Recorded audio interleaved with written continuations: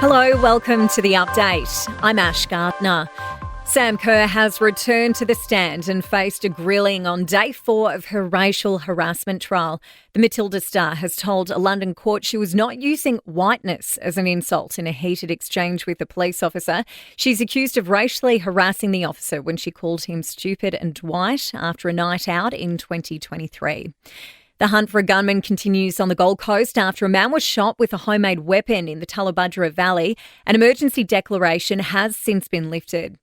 2 men will front court today accused of displaying a Nazi symbol in Sydney's inner suburbs. Police were called to a bar in Darlinghurst. It's alleged a flag with the swastika was on display. A 30-year-old man's been arrested following the death of a man in St Kilda on Wednesday night. Police were called to reports of a fire on Chapel Street just after 8:30 and located a man with critical injuries. He died at the scene. Authorities in Laos have rejected an offer from the Australian Federal Police to help investigate the methanol poisoning deaths of 6 tourists. Melbourne teenagers Bianca Jones and Holly Bowles among those who died in the incident.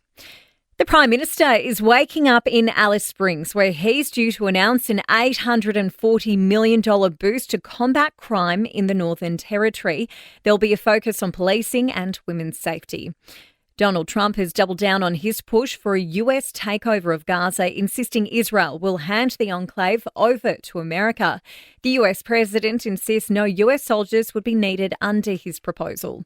Sport and entertainment news are next.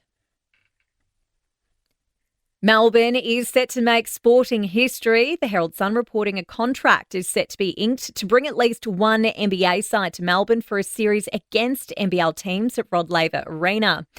Another strong start for the Aussies in the second test against Sri Lanka. The home side 9 for 229 at stumps on day 1.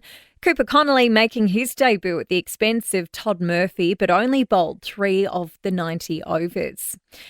A major blow for the Wallabies in their rebuild. They're now looking for a new coach again. Coach Joe Schmidt will step down after this year's rugby championship.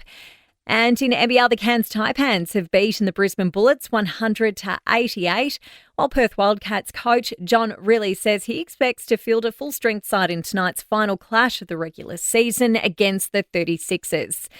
In entertainment news, Saturday Night Live has announced a star-studded lineup for its 50th anniversary. Miley Cyrus, Paul McCartney, Robert De Niro, Sabrina Carpenter and Tom Hanks among the A-list guests. It looks like Kendrick Lamar might play his Drake diss track at the Super Bowl halftime show. The rapper walked out to his pre-show presser with Not Like Us blasting from the speakers. And that's the latest from the Nova Podcast News team. We'll have another episode of The Update for you later.